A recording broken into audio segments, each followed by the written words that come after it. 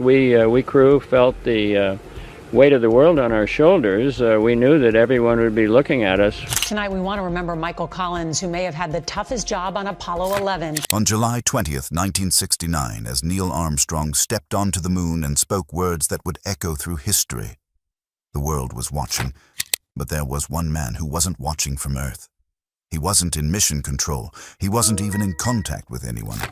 High above the lunar surface, inside the command module Columbia, Michael Collins was completely alone, orbiting nearly 60 miles above the moon, cut off from humanity by almost 250,000 miles. And for nearly 48 minutes of every orbit, even that connection disappeared. No voices, no signals, no sound, just silence. For decades, Collins was remembered as the forgotten astronaut, the third man who didn't walk on the moon. But in the final years before his death in 2021, he began to speak, not the polished version, not the heroic version, the real version. And what he revealed changed everything we thought we knew about Apollo 11. Because up there, in total isolation, Collins wasn't just waiting, he was preparing for a possibility no one talks about, the possibility that he might have to come back to Earth, alone. So if you want to uncover truths like this, the stories hidden behind history, make sure to subscribe, hit the like button, and turn on the bell icon, because what comes next will change how you see this mission forever. This is the story of Michael Collins, what he finally shared late in life, and why his words reshape how we see one of humanity's greatest achievements. Collins was born in 1930 in Rome, Italy, where his father served as a U.S. Army attaché. Raised in a military family, he went on to attend West Point before becoming an Air Force fighter pilot. He flew F-86 Sabres and later tested experimental aircraft at Edwards Air Force Base. In 1963, he was selected as part of NASA's third astronaut group, a class that included Buzz Aldrin, who would eventually walk on the moon alongside Armstrong, while Collins remained in orbit above them. His first trip to space came in 1966 aboard Gemini 10, where he flew with Commander John Young.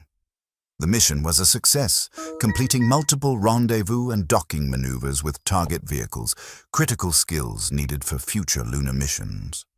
Collins even performed a spacewalk to retrieve equipment, proving his precision and calm under pressure. But his journey to Apollo 11 nearly ended before it began. In 1968, Collins suffered a serious spinal issue, a cervical disc herniation that required surgery and months of recovery.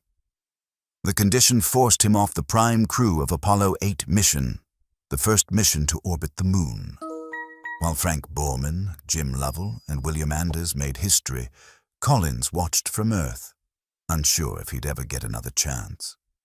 That chance came when he was assigned to Apollo 11 as the command module pilot. It wasn't the role that made headlines.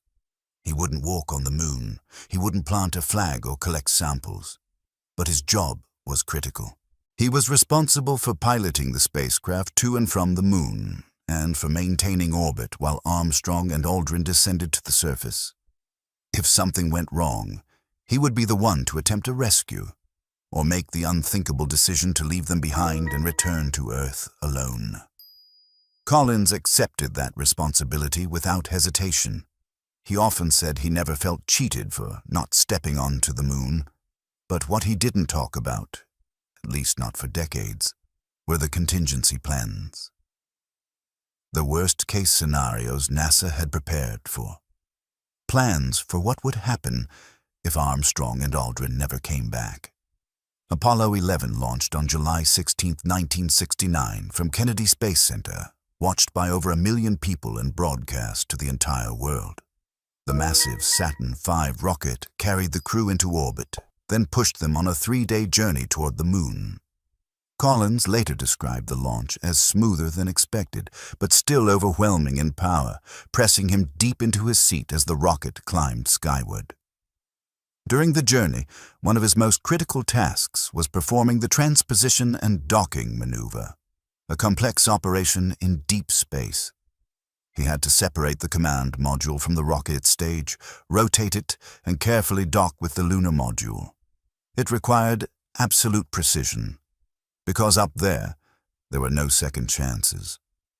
On July 20th, 1969, as Neil Armstrong stepped onto the moon and delivered words that would echo through history, there was another astronaut, hearing it all from a place no one talks about. Completely alone, orbiting 60 miles above the surface inside the command module Columbia. That astronaut was Michael Collins. At that exact moment, Collins was the most isolated human being alive. 250,000 miles away from Earth, and for nearly 48 minutes of every orbit, the moon itself cut off all communication, leaving him in total radio silence. For decades, Collins was remembered as the third man, the one who didn't walk on the moon. But in the final years before his death in 2021, he began speaking more openly about what those hours were really like. And what he revealed paints a very different picture of Apollo 11, one far more fragile, intense, and psychologically brutal than the story most people know. This is that story. Born in 1930 in Rome, Collins grew up in a military family before attending United States Military Academy. He later became an Air Force pilot, flying high-performance jets like the North American F-86 Sabre and testing experimental planes at Edwards Air Force Base. In 1963, he was selected by NASA as part of its third astronaut group, alongside names like Buzz Aldrin, who would eventually walk on the moon. Collins first flew into space during Gemini 10 in 1966, where he proved his precision by performing spacewalks and docking maneuvers, skills that would later become critical. But his path to Apollo 11 nearly ended before it began. In 1968, he suffered a serious spinal condition that required surgery, forcing him to miss Apollo 8, the first mission to orbit the moon. For a time, it looked like his career might be over. Then came his assignment to Apollo 11 as command module pilot. It wasn't the glamorous role. Collins wouldn't step onto the moon, plant a flag, or become a global icon. But his job was arguably the most critical. If anything went wrong, he would be the one responsible for getting the crew home or making the decision to leave without them. When the mission launched on July 16, 1969, aboard the Saturn V, everything went according to plan. Collins executed the complex docking maneuver in space flawlessly, proving why he had been chosen. By July 20th, Armstrong and Aldrin transferred into the lunar module Eagle and began their descent. Collins remained alone in orbit. That's when everything changed. For the next 24 hours, while his crewmates made history below, Collins circled the moon by himself. Every 2 hours, he disappeared behind the lunar far side, cut off from Earth, from mission control, from any human voice, completely alone. In public, he often described the experience as peaceful, even beautiful. But later in life, he admitted the truth was far darker. He wasn't calm. He was tense, focused, constantly running emergency scenarios in his mind. Because he knew something the public didn't fully grasp. There was a real possibility that Armstrong and Aldrin might never come back. NASA had prepared for that scenario. If the lunar module failed to lift off, Collins would have to stay in orbit, maintain communication as long as possible, and then leave. Alone, he would fire the engines, break free from lunar orbit, and return to Earth, while his crewmates remained behind, knowing they would die on the moon. He had rehearsed it, calculated it, accepted it, and during those hours, listening to their descent, his fear wasn't about dying, it was about surviving, without them. When the now famous 1202 alarm sounded during the landing, something even mission control didn't fully understand at the time, Collins could hear the tension in every voice. He knew how close things were to going wrong. So when Armstrong finally said the words, "The Eagle has landed," the relief Collins felt wasn't just pride, it was something deeper, because it meant one critical thing: they still had a chance to come back. Fuel was dropping fast. Neil Armstrong had taken manual control of the lunar module, skimming low across the moon's surface, desperately searching for a safe place to land as the numbers on the gauge crept toward zero. When Eagle finally touched down, with less than 30 seconds of fuel left, Michael Collins wasn't celebrating.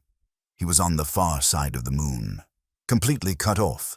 No signal, no confirmation, no idea if his crewmates had just made history, or if they were gone. Those silent minutes, drifting alone in orbit while the most critical moment of Apollo 11 unfolded out of sight, became some of the longest of his life. He wouldn't know the outcome until he came back into range and finally heard mission control. And even then, the tension didn't fade, because while the world watched Armstrong and Buzz Aldrin walk on the moon, Collins wasn't celebrating. He was working, obsessively, running emergency rendezvous procedures, double-checking every system, tracking every second on the mission clock. Because he understood something the audience didn't. Every extra minute on the surface meant more risk, more chances for something to go wrong. To him, the moonwalk wasn't the triumph. It was the most dangerous phase of the mission. He didn't relax watching them explore. He just wanted them back inside. Hatch sealed. Systems stable. Ready to launch. And when he finally heard that they were safely back in the lunar module, that the cabin was pressurized again, the relief hit hard. They were alive. But they still weren't safe. The ascent stage had to ignite perfectly. It had to separate cleanly, reach the correct orbit, and align precisely. Only then could Collins do his part, locate them, match their trajectory, and bring the two spacecraft together, no margin for error. The launch from the surface went smoothly.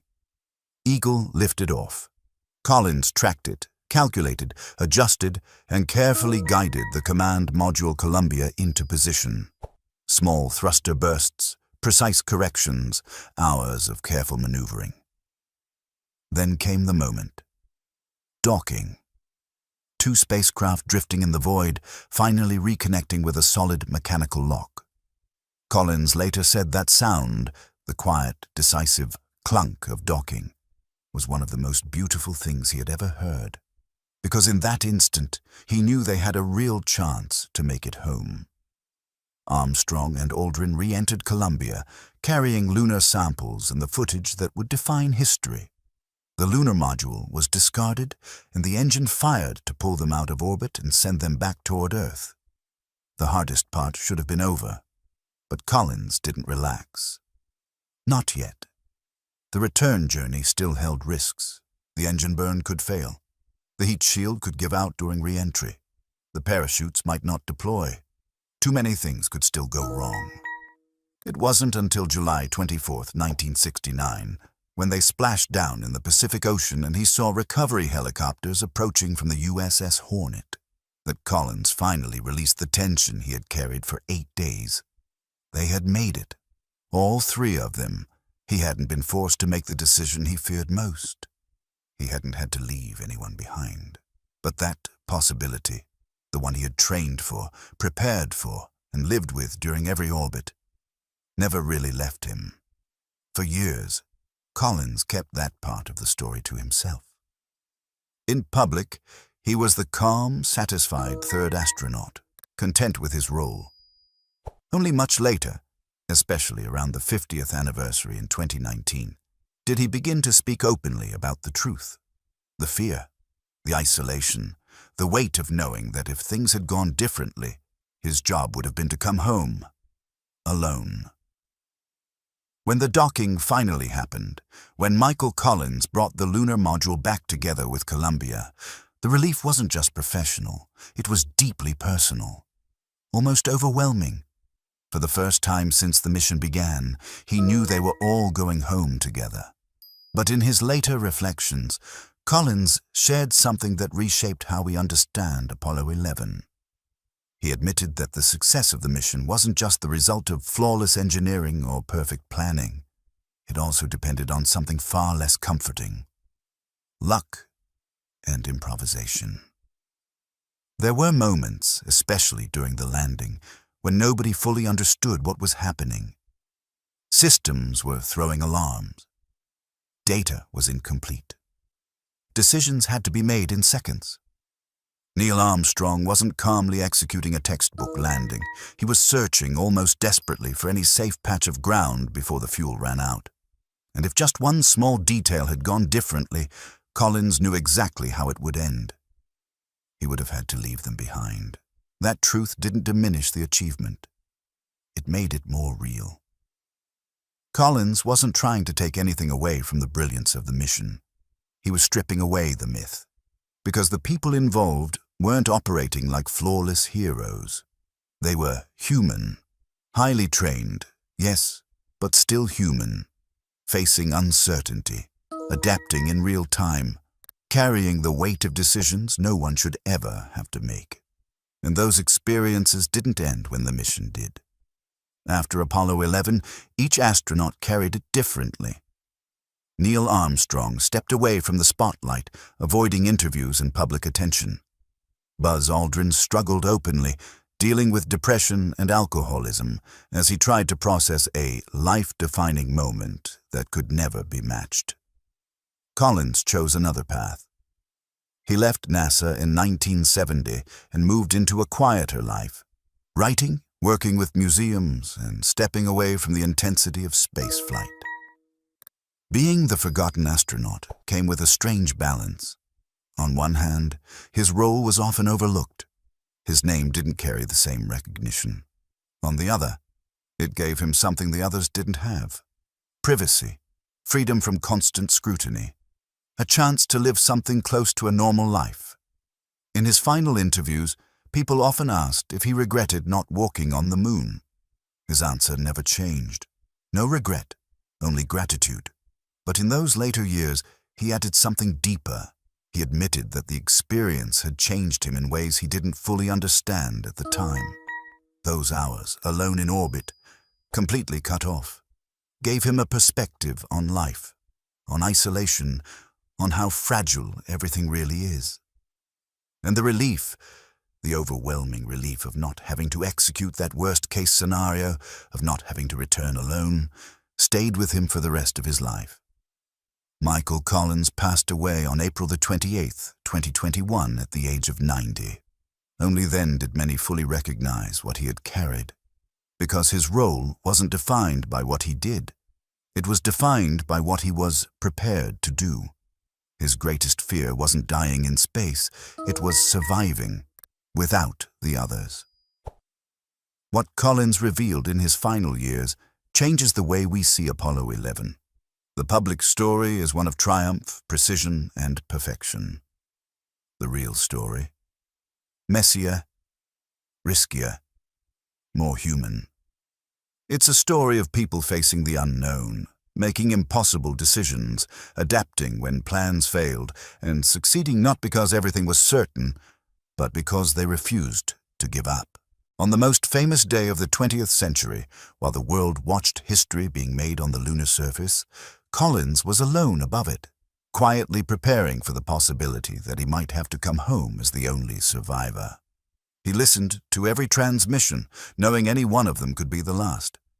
He rehearsed what he would say, how he would explain it, how he would live with it.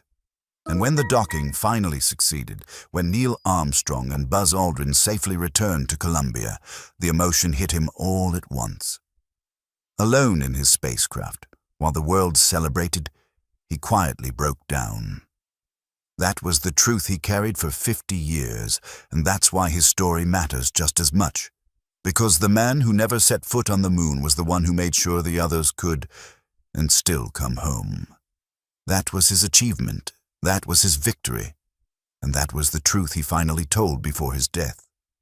That survival together was more important than individual glory. That the mission's success was measured not just by who walked on the moon, but by who came home. And that being forgotten by history was a price worth paying for not having to return alone.